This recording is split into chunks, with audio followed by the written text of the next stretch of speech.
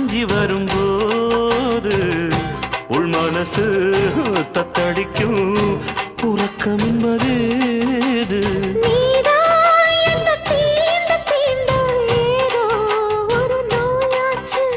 நான் தான் உன்னை சீண்டி சீண்டி பார்த்து ரொம்ப நாளாச்சு. கொஞ்சம் இடம் கொடுத்த பச்சை கொடி பிடிச்சா எத்தனையோ வித்தைகளை இப்பவே நீ காட்டிடுவே.